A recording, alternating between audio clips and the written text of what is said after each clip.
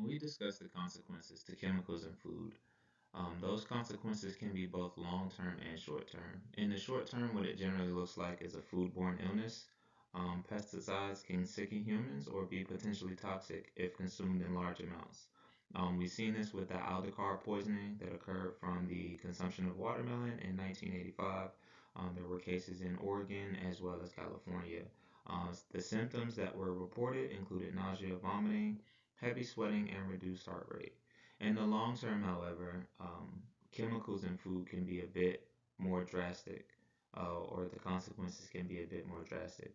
We discuss things like cancer, reproductive health, developmental harm, DNA damage, and then also pesticides can cause long term environmental issues. So when we talk about cancer, chemicals such as potassium bromate, which is usually used for the packaging of baked goods, is possibly a carcinogen uh, for humans. And then there are several other chemicals such as BHA and BHT. Um, Propylparaben is a preservative that's used in pastries and tortillas, which causes reproductive and developmental harm in humans. Titanium dioxide is used as a color additive in candy, generally causes DNA damage or has been shown to cause DNA damage.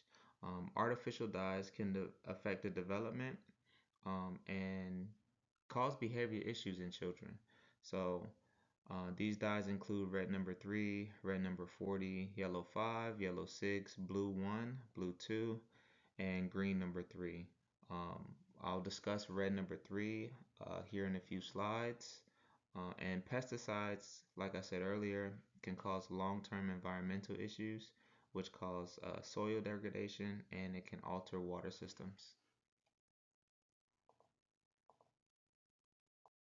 The pesticides that we use in our agriculture can be detrimental to the environment, which includes soil compaction and degradation, as well as runoff into local water systems, which destroys the underwater ecosystems of local rivers and possibly the ocean.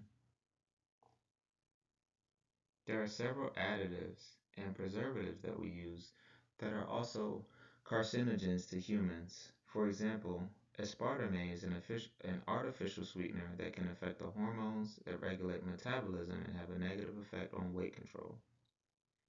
Aspartame has also been linked to heart disease and increased risk of cancer.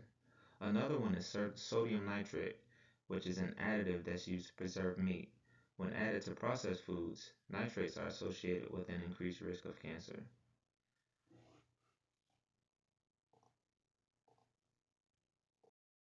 Research suggests that the Environmental Protection Agency sets tolerances for pesticides on a crop by crop basis. Essentially, what may be toxic for one crop may not be toxic for another. New pesticidal compounds in the United States undergo substantial safety testing and assessment by manufacturers. Data is then reviewed by the Environmental Protection Agency, where they conduct risk assessments in order to determine if there will be concerns if consumed by adults and children. In Europe, the regulations regarding hazardous chemicals need to be reevaluated and improved to prevent carcinogens from migrating into food.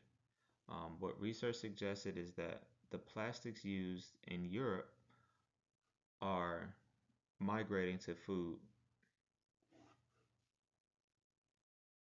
The public health response to chemicals in food differs at different levels. Nationally, agencies such as the Food and Drug Administration, Environmental Protection Agency, and the United States Department of Agriculture conduct inspections and verify that food being distributed does not contain sufficient amounts of chemicals or toxins that can be harmful to the consumer. Recalls are also issued in the event of the discovery of toxins. Bans are also put in place.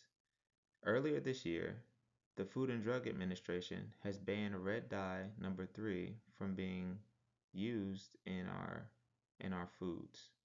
Regionally, rules are followed to prevent food and ingredient contamination, to cover laboratory requirements, testing, and reporting procedures. Locally, food safety standards are followed and governed according to the state and federal guidelines.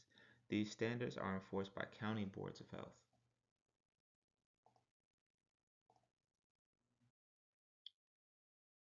Individually and as a community, we can encourage the public to wash fruits and vegetables thoroughly and reduce the use of non-stick cookware, as well as plastics. We can advocate for policies that limit harmful chemicals in food, and we can educate people on banned substances. We can also support labeling and transparency in food ingredients and packaging materials. This will limit the consumption of harmful or potentially harmful toxins.